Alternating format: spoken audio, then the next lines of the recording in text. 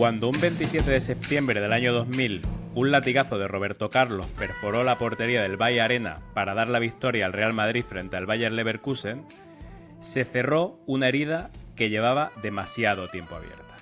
Durante años, los estadios alemanes fueron el escenario de las peores pesadillas de los blancos. Sobre terrenos de juego pesados, bajo ambientes hostiles y frente al empuje imparable de sus rivales, mitos de la talla de Pirri, Amancio, Santillana, Camacho, Del Bosque o Juanito sufrieron algunas de sus peores derrotas como futbolistas. Todos ellos, y muchos más, tuvieron que retirarse sin saber lo que era ganar en tierras germanas. Hoy, en Café Karlovich, os traemos la maldición alemana del Real Madrid.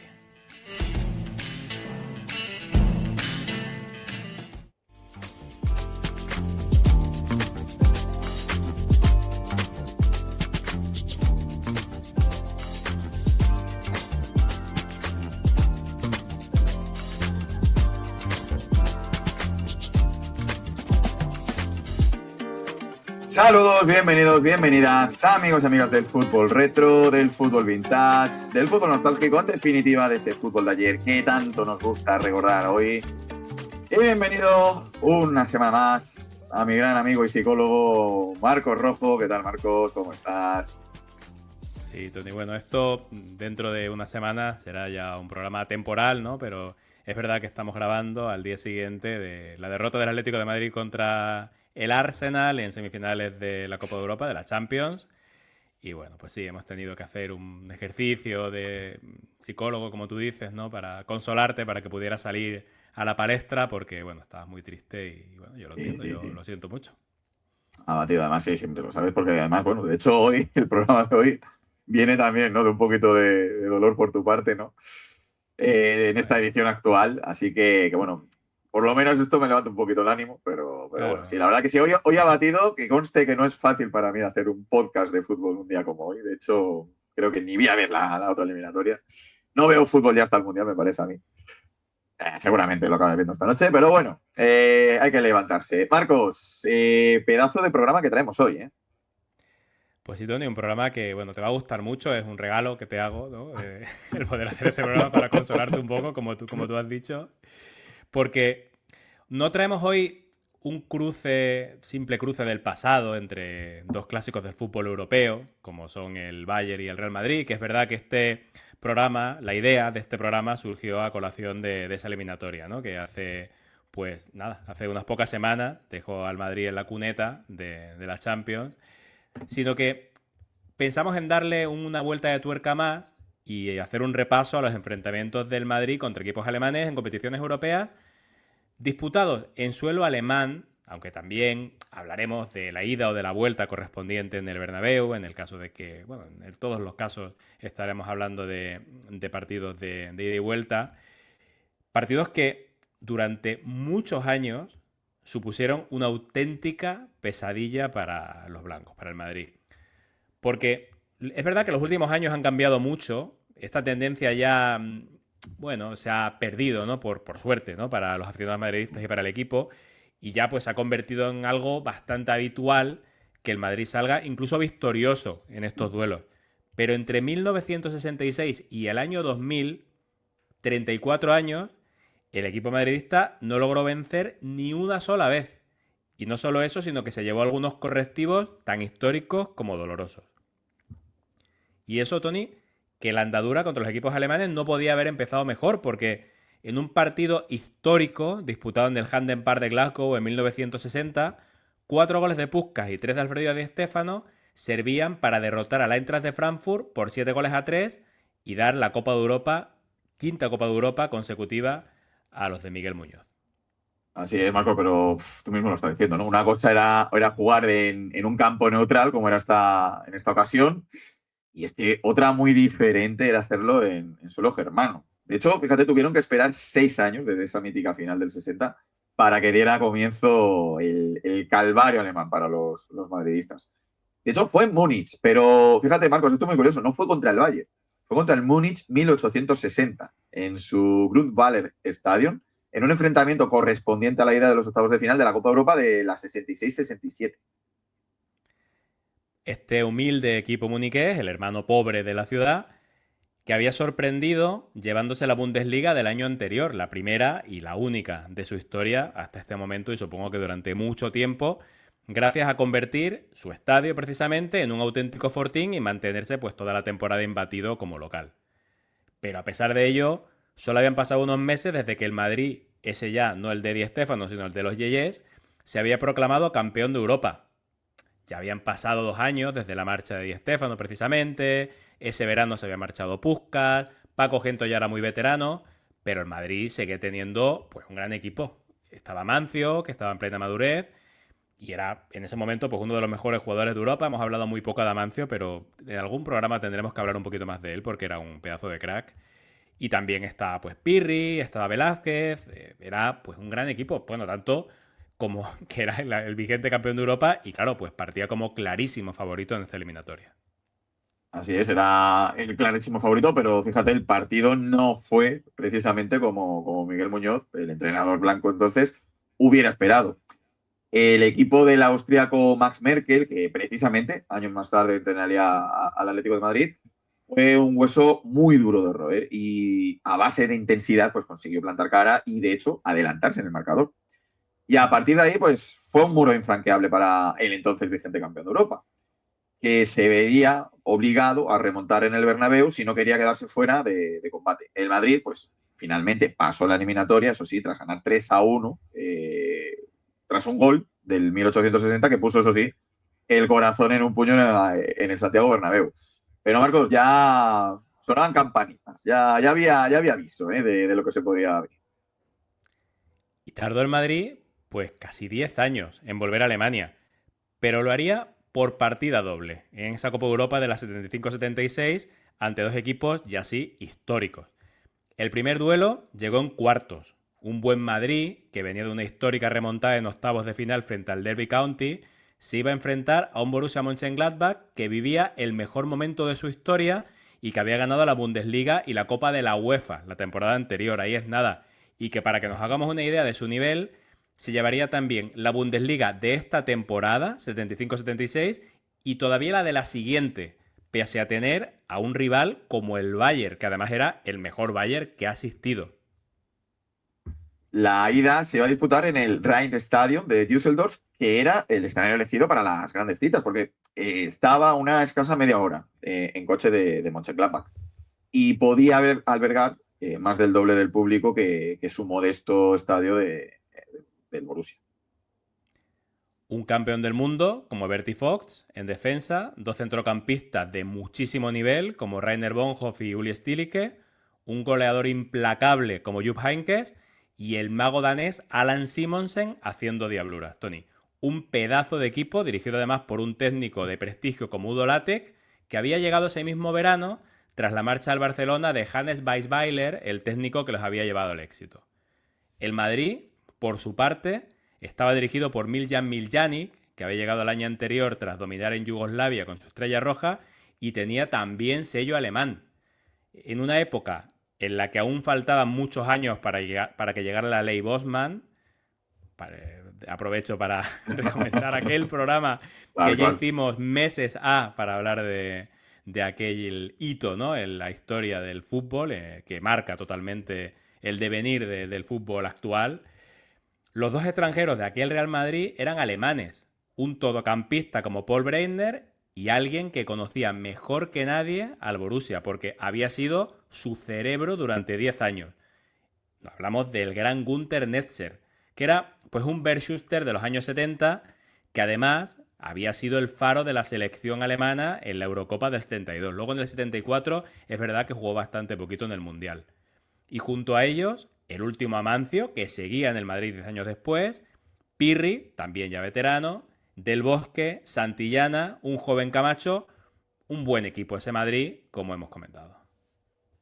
El partido, pues, empezó siendo una bomba para el Borussia, porque espoleados por su público, los alemanes empezaron arrasando.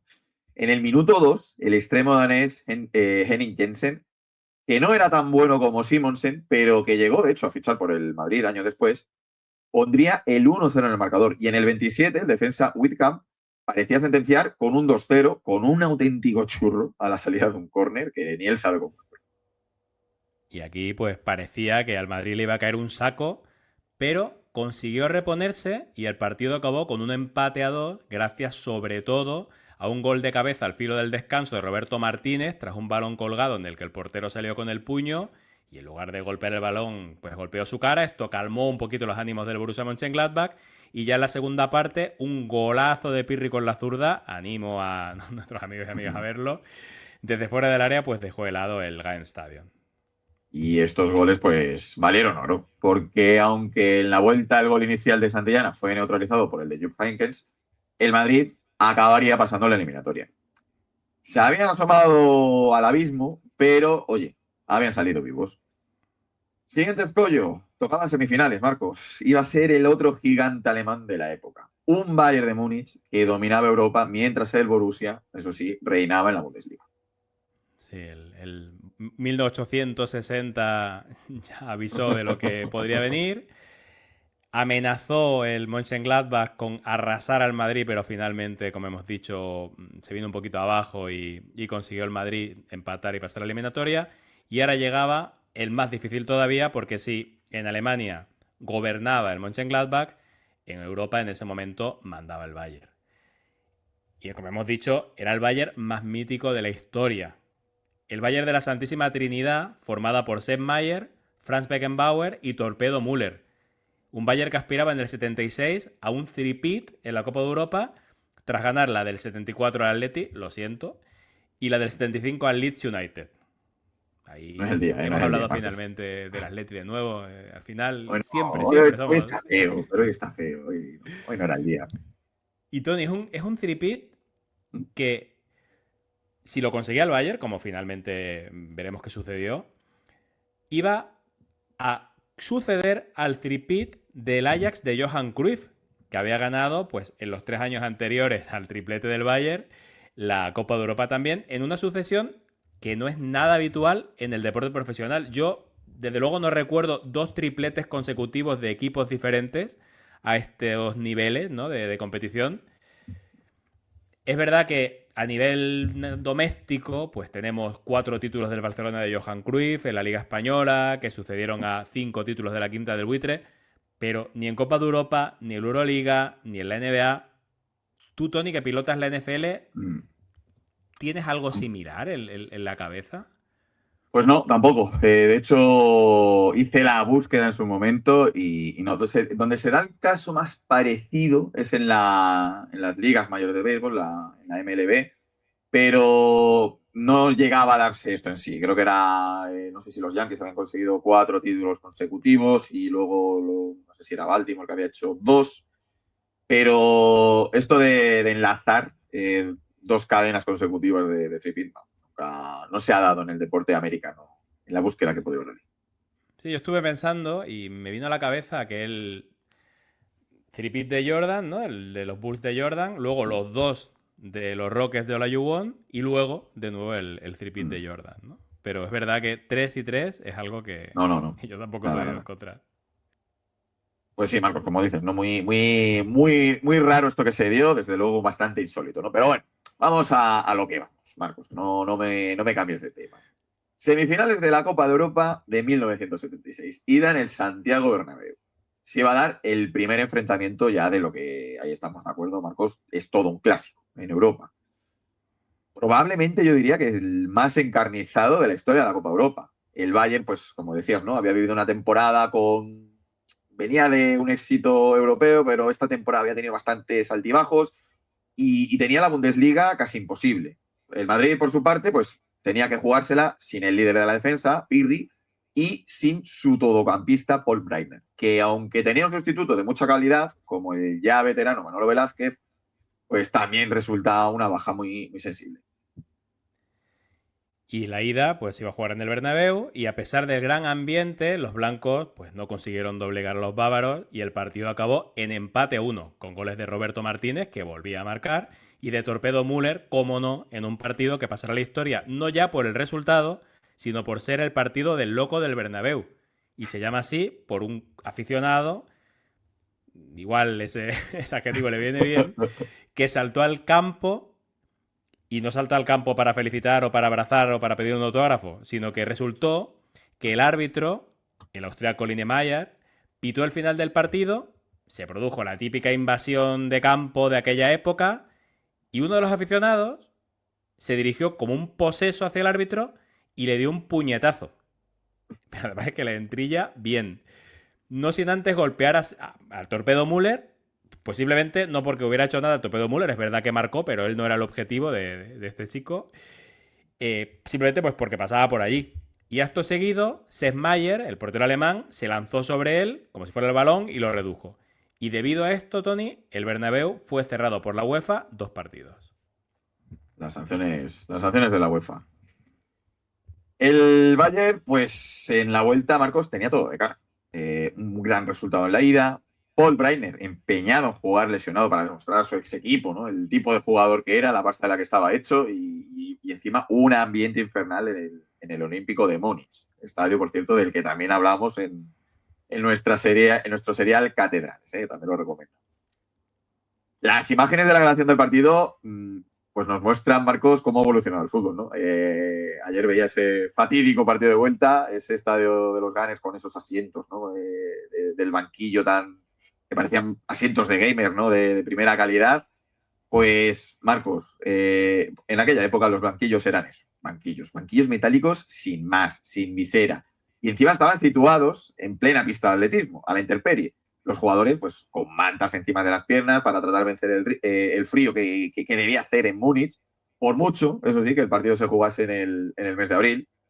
Incluso podemos ver a Dietmar Kramer, el entrenador alemán, que va echando las cenizas de su cigarro en un cenicero de esos de pie situados frente a él.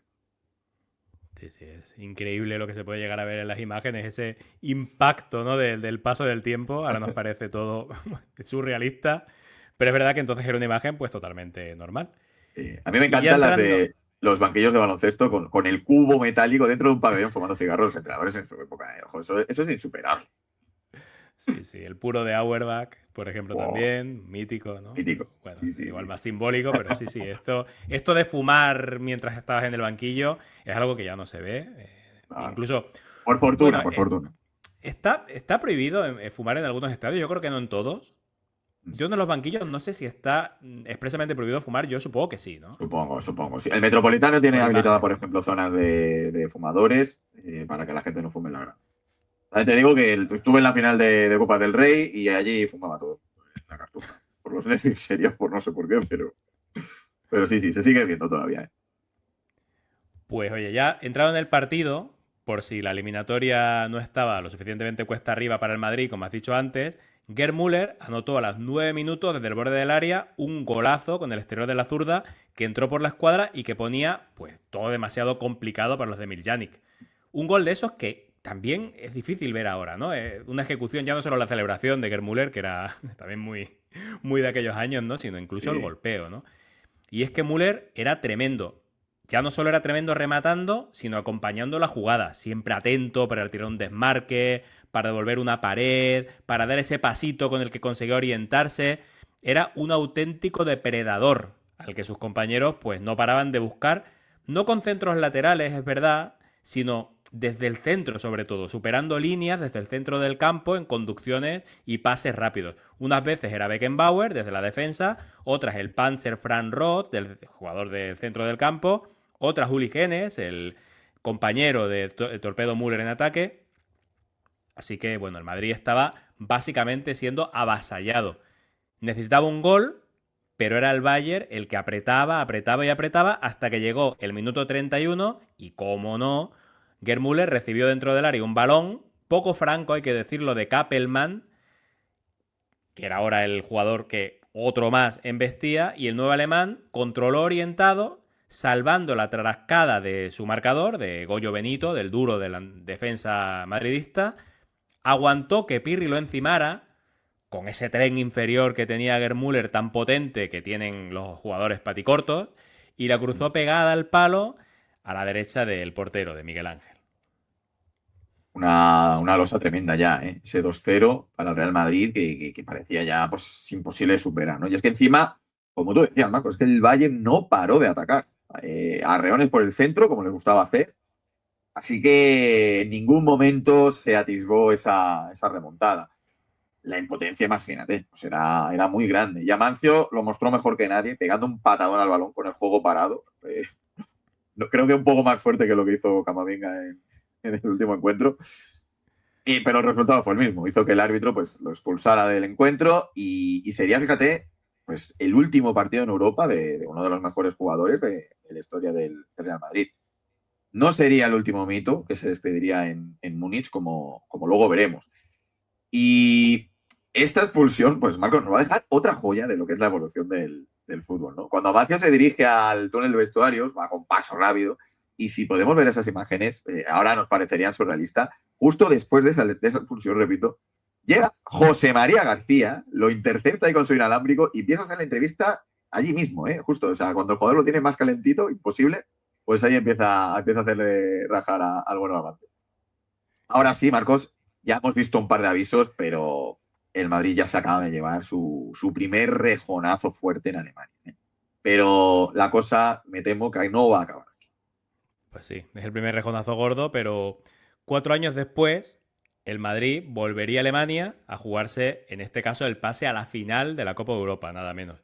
Y en esta ocasión no fue el Bayern el rival, sino el Hamburgo, que era un equipo que había contratado 2 años antes, desde el Liverpool, a golpe de talonario, a un estrellón como Kevin Keegan, Balón de Oro, para dar un salto de calidad a un equipo muy competitivo que había ganado la Recopa del 77 ya y que contaba con uno de los mejores laterales del mundo, el potentísimo Manfred Schulz, un centrocampista fino y magnífico como Félix Magath, un icono del club igual que Schulz, y un delantero tanque que sembraba el terror en las defensas rivales como era Horst Grubes. Por fin se habían llevado a la Bundesliga del 79, acabando con el dominio de Bayern y de Borussia Mönchengladbach, y ahora querían asaltar Europa, para lo que habían fichado a Keegan un par de años antes. Y aquel Madrid lo entrenaba Bujadin Boskov, otro yugoslavo, y ya no tenía a Netzer y Breitner, pero había llegado Uli Stilicke, precisamente desde el Borussia Mönchengladbach, como Netzer, para llegar o para conservar el sello alemán en el centro del campo que tanto había definido el Madrid de los 70. Este Madrid ya era un equipo más bien de entreguerras, ¿no? Ya contamos, ¿no? En su momento, en el capítulo que dedicamos a la final del Real Madrid contra el Liverpool, del año siguiente precisamente. Pero, oye, era un Real Madrid que seguía ganando ligas y que competía muy bien en Europa, ¿eh? Como ya había demostrado, sin ir más lejos, en el partido de ida, con un doblete de Carlos Santillana, que sellaba un 2-0 que parecía dar el pase a una final que se iba a disputar precisamente en el Estadio Santiago Bernabéu. Pero faltaba el partido de vuelta. Se iba a disputar el 23 de abril de 1980 en el Volkspark Stadion de Hamburgo, otro de esos estadios alemanes de la época con el césped húmedo y pesado, pista de atletismo alrededor, y que se veían muy fríos e inhóspitos desde televisión, pero qué bien se estaba en casa mientras uno veía esos partidos en televisión. Este precisamente no, porque todavía no habíamos nacido ni tú ni yo, o sea, no vamos aquí, por una vez no vamos a quitar años, Marcos, pero, pero que esas imágenes de televisión, qué recuerdos, qué bien se estaba en casita, calentito, mientras te veías ahí a estos pasando frío, madre Dios. Qué campos para jugar entonces. En el brasero, mientras Sí, tal cual. Con el colacao. esas imágenes Merendando. que de verdad que dan frío. Es que da frío solo Sí, de verlo. sí. Y además damos fe de que, de que cuando parece que Sí, hace es frío, verdad. lo En hace. Alemania hace frío. Nuestra experiencia pasada. Tal cual. Y no pudo empezar además peor el partido, porque a los 16 minutos ya estaba perdiendo el Madrid, y no por uno, sino por 2 goles a 0. Un gol de penalti de Kals y un remate de Grubes, un remate en plancha, neutralizaban la ventaja obtenida en el Bernabéu. Laurie Cunningham, el extremo inglés, recortó distancias en el 31 y dio esperanzas a los blancos con una vaselinita que para mí es un golazo y un gesto técnico bastante adelantado a su época. Pero los equipos alemanes de los 80, pues como hemos dicho antes con el Bayern, eran un martillo pilón y no dejaban de atacar en ningún momento. No se venían abajo por un gol en contra en casa cuando estaban a tope, no se venían abajo. Y oye, es verdad que no había mucho automatismo táctico, es verdad que los sistemas no eran robóticos, ellos pues empujaban, empujaban y empujaban. Esa era sobre todo la táctica.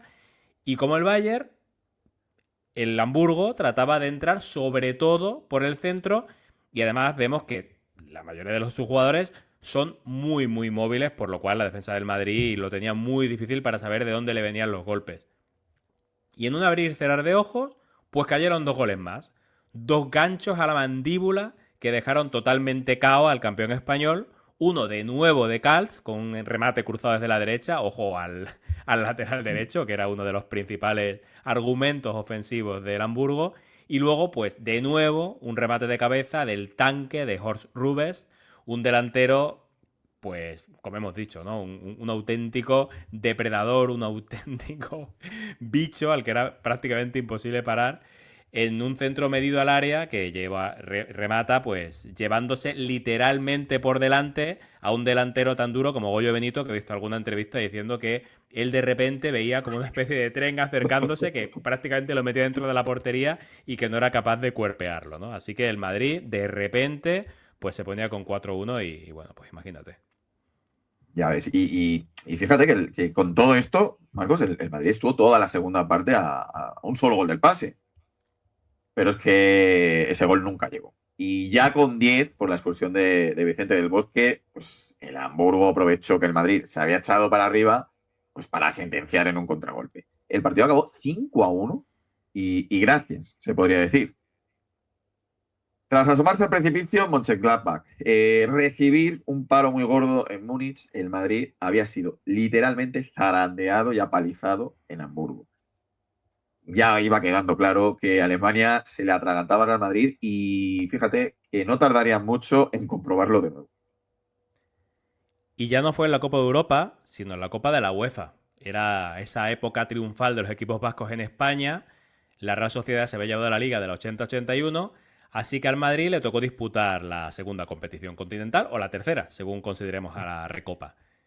Y llegaron los cuartos de final y los blancos se emparejaron con el Kaiserslautern, un equipo de grato recuerdo para el Barcelona y de infausto recuerdo para el Valencia, ya también años A, podrían ser también un tema de Café Karlovich, porque desde luego han pasado ya, pues, tanto del partido contra el Valencia como del partido contra el Barcelona, pues 30 años perfectamente. Sí, sí, sí. La ida, pues, acabó con 3-1 en el Bernabéu, que no suena mal, pero, Marcos, es que Alemania era Alemania. El Madrid no se fiaba con los antecedentes que acabamos de relatar, pero el Kaiserslautern no era el Mönchengladbach, ni tampoco el Bayern, ni mucho menos el Hamburgo. Así que los de Boskov, que seguían siendo el entrenador por aquel entonces, confiaban en pasar la eliminatoria y ya de paso, pues, lamerse las heridas. Sí, como dice, ya no era un equipo de ese nivel de los equipos que lo habían derrotado duramente, ¿no? En el que Kaiserslautern sí que es verdad que había algún jugador bueno. Hay un jugadorazo ahí ochentero llamado Hans-Peter Briegel, que era un pura sangre, que se comía la banda izquierda enterita, como Kals se comía la banda derecha. Fueron durante años la pareja de laterales de la selección alemana. Y que mira si tenía que ser bueno Briegel, que siendo carrilero, Boskov le puso un marcaje al hombre de un especialista como Camacho. También tenían a un joven Andreas Breme, que se había perdido el partido de ida y que en la vuelta iba a formar como líbero en una defensa de 5, una defensa muy alemana de aquellos tiempos. Breme, al que hemos conocido siempre de como lateral, aquí en sus inicios era líbero. Y en el banquillo del Kaiserslautern estaba también esa noche, y esto ya sería más bien carne de un rato salvaje, un interior izquierdo llamado Lutz Eigendorf, que a algunos no sonará de nada, supongo que a la mayoría, porque como futbolista no tiene una carrera especialmente brillante, pero que fue un jugador célebre en la Alemania de su tiempo por haber desertado del régimen comunista del RDA cuando era jugador del Dinamo de Berlín, el club de la Stasi, y que solo un año después de este partido fallecería en un accidente de tráfico del que aún hoy sigue habiendo dudas y sigue despertando suspicacias. Aquí un true crime, ¿no? Habría que traer para este caso. El Madrid llegaba a este partido con dos bajas muy importantes en ataque. Esto hay que aclararlo. La de Santillana, que también se había perdido, de hecho, el partido de ida, y sobre todo la de Juanito, que era al final el jugador más creativo que contaba el club blanco. Pero oye, no hay mal que por bien no venga. porque esto iba a dar a Boskov la excusa perfecta para cambiar su sistema habitual de 3 delanteros a un 4-4-2, que lo mantendría más protegido ante lo que a buen seguro pues sería un comienzo en tromba del equipo alemán. Como había pasado en Hamburgo, pues Marcos, el partido no pudo empezar peor para el Real Madrid.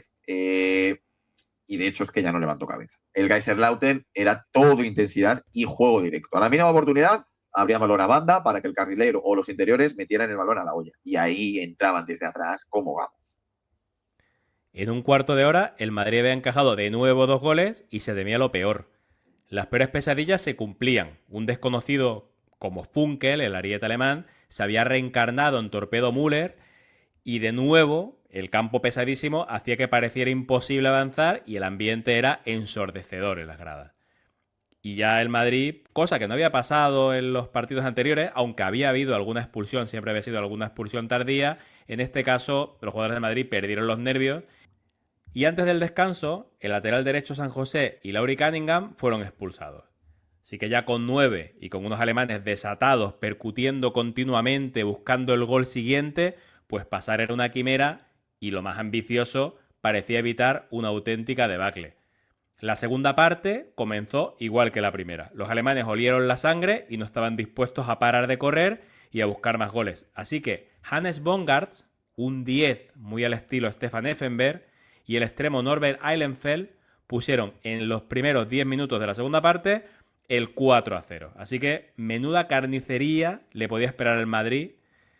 Los que cayeron, Tony, y los que podían haber caído.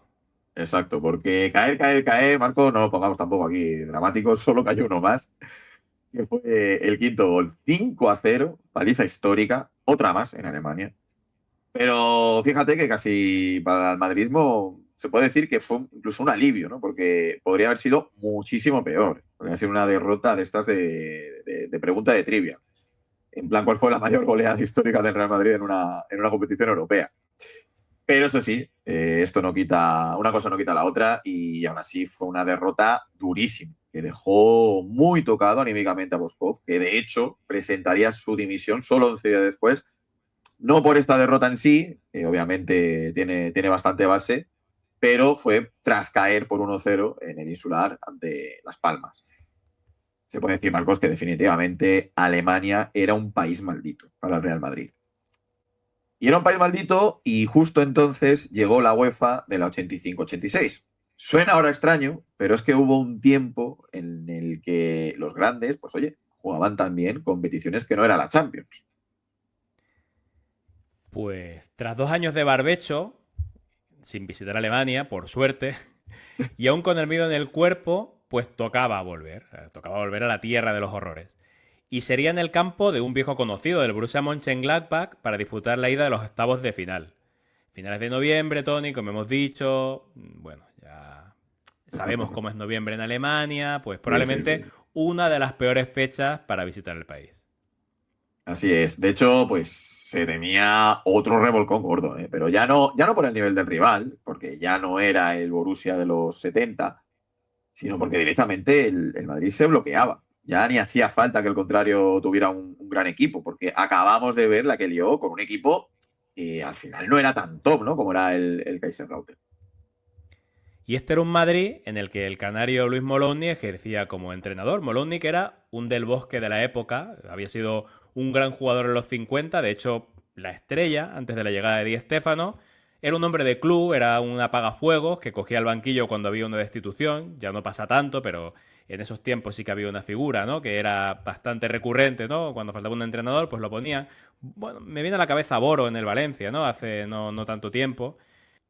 Y también lo había hecho Moloni la temporada anterior, cuando sustituyó a otro mito como Amancio, al que el presidente Luis de Carlos destituyó a final de temporada por los malos resultados, que el nuevo presidente, Ramón Mendoza, pues quiso mantenerlo para que dirigiera a una Quinta del Buitre en pleno crecimiento y a fichajes tan importantes como Rafa Gordillo o Hugo Sánchez. Y apellido más Molone es Moloney, ¿eh?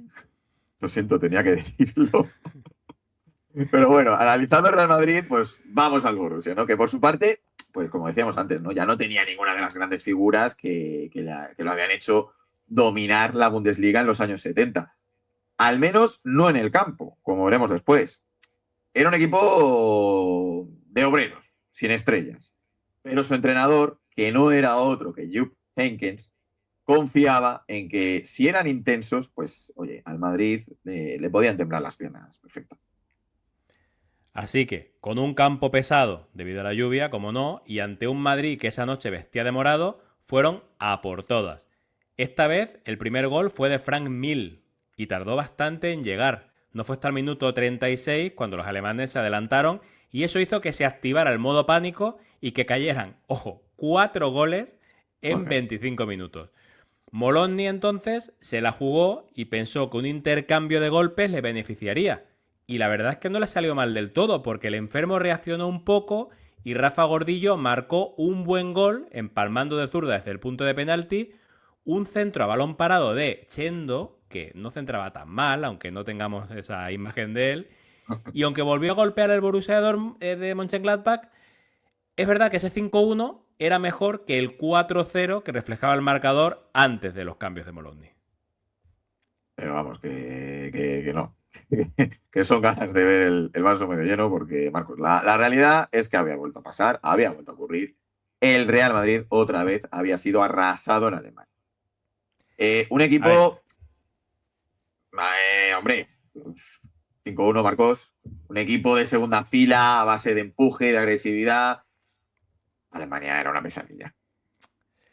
es verdad que lo estoy viendo de manera Muy muy optimista. optimista, pero también es verdad que sabemos lo que luego sucedió y por eso, ¿no? Igual el comentario, ¿no? Probablemente si hubiera vivido aquella época hubiera rajado bastante de ese resultado y hubiera visto la remontada imposible.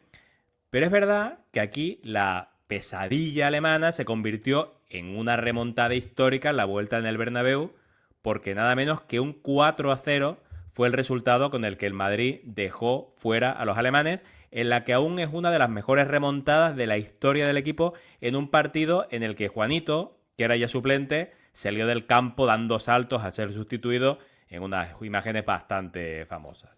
El Madrid ganó esa UEFA, la segunda consecutiva, ganando al Colonia, otro equipo alemán, el Colonia de Toni Schumacher, de Pierre Littbarski y de Klaus Allofs, en una final disputada doble partido en la que, como no, perdió en Alemania, aunque esta vez, por solo 2-0, hay que conformarse ya con derrotas de este tipo, 2-0 en el Madrid de aquella época, en un partido, es verdad, de vuelta, en el que hizo valer un contundente 5-1 que había conseguido en el Bernabéu. Y ganó la Liga, la primera de las 5 seguidas de la Quinta del Buitre, así que al año siguiente volvió a la Copa de Europa y seguro que todos rezaron para no tener que volver a pisar un campo alemán. Pero eso fue inevitable. ¿Por qué? Pues porque en semifinales cayó el Bayern de Múnich. Ya hablamos de este partido, de hecho, Marcos, en nuestro capítulo dedicado a aquel minuto salvaje de Juanito. El Madrid pues soñaba con plantarse en una nueva final tras el palo de la del 81 contra el Liverpool. Era un equipo muy potente, de hecho, con la Quinta del Buitre en todo su esplendor, Gordillo galopando por la izquierda, Hugo Sánchez arriba, hinchándose a marcar goles. Casi el equipo del año anterior, pero con más horas de vuelo y con Leo Benaker en el banquillo. Pues eso, Tony, otro clásico europeo. No era ya el Bayern de los 70, es verdad, pero era un buen Bayern, con el mítico Udo Lattek en el banquillo, el belga Jean-Marie Paf en la portería, el antipático Klaus Augenthaler como jefe de la defensa y el gran Lothar Matthaus como estrella del equipo, centrocampista, todocampista. El Olímpico de Múnich iba a ser el encargado de albergar este clásico. Os animamos a escuchar nuestro episodio de Catedrales dedicado a este estadio, hoy estamos muy de rememorar episodios antiguos. Miedo me daba, como dije en ese momento, ese campo, Tony, y creo que no era el único al que daba miedo ese campo. De hecho, hay cosas que parece que suelen suceder por sistema, ¿no? Y es que, como solía pasar también en anteriores partidos en tierras germanas, pues no entró el Real Madrid con el mejor pie al encuentro.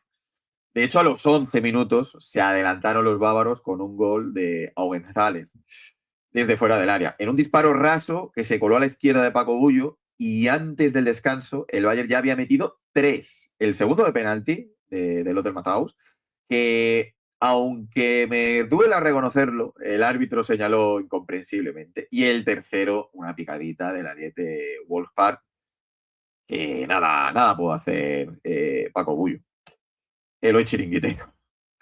Solo 2 minutos después de ese tercer gol llegó la jugada más célebre del partido. Esa que ya comentamos en su momento. El pisotón en la cabeza de Juanito a Mataos. Que no os vamos a contar de nuevo porque, como ya hemos dicho, pues nos explayamos en aquel capítulo dedicado al malagueño y supuso que de nuevo un mítico 7 del Real Madrid pues se despidiera de la Copa Europa en el Olímpico de Múnich, como ya le había pasado, como hemos comentado anteriormente, a Mancio 10 años antes. Acortó distancias Butragueño al filo del descanso y dio un halo de esperanza, pero Mataus de nuevo se encargó de marcar el 4-1 de nuevo de penalti. Por suerte para el Madrid, que acabó con 9 por la expulsión de Mino en el 72, no se movió ya más el marcador. Otra vez que se leían de Alemania zarandeados, otra vez que se leían con la sensación de que podía haber ido mucho peor. Y claro, aquí ya pues no iba a haber remontada, por desgracia. No era lo mismo el Bayern que el Borussia Mönchengladbach último al que se presentó, al que se enfrentó el Madrid. Y aquí pues nada, el Madrid caía, el Bayern jugaría aquella final contra el Oporto también mítica del 87, en la que salió derrotado. Y bueno, pues de nuevo, otro episodio para el olvido del Madrid en Alemania y ya van demasiados. Tras esto, vinieron más cruces contra equipos alemanes, pero es cierto que aunque el Madrid seguía sin ganar, pues al menos parecía, Marcos, que se paró la hemorragia. De alguna forma se recuperó la fe en que no había que salir escaldado de Alemania por necesidad. Vamos, había que conseguir derrotas menores. Aunque fíjate, tan solo una temporada después del partido que acabamos de, o la eliminatoria que acabamos de comentar, se volvería a repetir también en Copa de Europa duelo contra el Bayern de Múnich. Y en el partido de ida se adelantarían los bávaros con un 3-0 que de nuevo parecía indicar, Marcos, que es que esta pesadilla para el Real Madrid nunca se iba a terminar. Sí, pero mira por dónde, Tony, ese partido acabó con un 3-2, que al final se acabó remontando en el Bernabéu. Fue el año de aquella derrota tristísima para los aficionados del Madrid, como fue la de las semifinales contra el PSV Eindhoven. Y no sé si eso ya calmó un poco los ánimos, devolvió algo la fe. Eso, o que pasaron 10 años, llegó el formato Champions, llegó la ley Bosman, los campos ya no eran los mismos, el césped era otro, los equipos ya no eran tan alemanes debido a la ley Bosman, ya había más mezcla cultural, mezcla futbolística, ya no había ese sello tan alemán en los equipos, ¿no? Ya no te cogía un Kaiserslautern de la vida con 11 alemanes y te arrasaba en un campo no embarrado, pero sí pesado. Ya después de esos 10 años, Alemania, pues yo creo, Tony, que era un poco menos Alemania. Y es verdad que no se ganaba, que algún revolcón tocó, pero ya no era lo mismo. Ya incluso, bueno, pues ya las imágenes son mucho más recientes, ya no tenemos esa sensación de frío.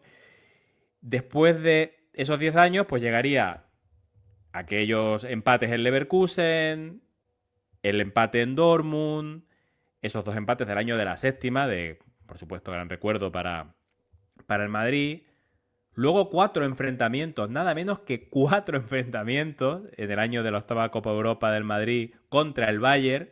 Uno de ellos una goleada de nuevo que recordaba los peores momentos y otro aquel partido del cabezazo de Anelka que fue lo único que el francés hizo en el Madrid, pero que sirvió para dar al equipo el pase a semifinales. No, perdón, el pase a la final. Se fue a las Al semifinales y dio final. el pase a la final contra el Valencia. Y eso, Tony, ¿no? Alemania ya pues dejó de ser tan Alemania y ya llegó el gol de Roberto Carlos, el Leverkusen, ese gol que hemos comentado en nuestra introducción, que acabó por fin con la bestia negra, que ya no era un equipo, sino que era un país entero. Cualquier equipo alemán era capaz de zarandear al Real Madrid. Y bueno, pues ya en la época reciente pues hemos visto de todo, incluso rachas muy buenas del Madrid, que ha estado muchos años sin perder en Múnich. Pero no tenemos que olvidar que durante mucho tiempo eso hubiera sido impensable. ¿Habrá vuelto la maldición este año? Bueno, igual se ha abierto de nuevo una racha. Es verdad que no fue una goleada, Sí, pero igual se ha abierto una racha de nuevo de 34 años sin ganar. Esa ya igual, de jolín. esa ya igual no vemos el final. Joder, y ahora con el formato que te vas a enfrentar a equipos alemanes seguramente todos los años, porque con esta liga de 8 enfrentamientos. Hay muchas papeletas, pero bueno. Cierto es que la racha fue tremenda, de tener a la progresión por parte del madridismo a tierras germanas, pero como dice Marcos, ya en los últimos años cambió mucho el panorama. Pues Marcos Rojos, muchísimas gracias un día más por traernos este excelente contenido de Café Karlovich. Bueno, yo espero que te sientas un poquito mejor, que te hayas lamido un poquito las heridas, que hayas visto bueno, que no siempre eh, al otro le va mejor, ¿no? Que a uno mismo y mal de muchos. Dicen que consuelo de tontos, pero en el fondo consuelo, ¿no? Entonces, bueno, yo creo que ahora te veo con una sonrisa diferente, te veo con otro ánimo. Yo creo que ahora pondrás el partido, el de la vuelta de semifinales del PSG contra el Bayern, ¿no? Animado, con ganas de fútbol de nuevo. Te he animado porque he estado contigo, Marcos. Ya está. El fútbol lo sigo odiando ahora mismo.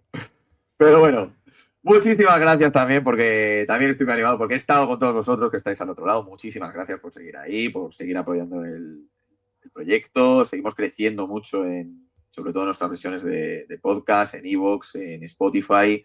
Sabéis que podéis seguirnos también en YouTube si queréis ver estas preciosas caras que acompañan a estas voces tan melódicas. Y como siempre decimos, esta noche juega el Trinche.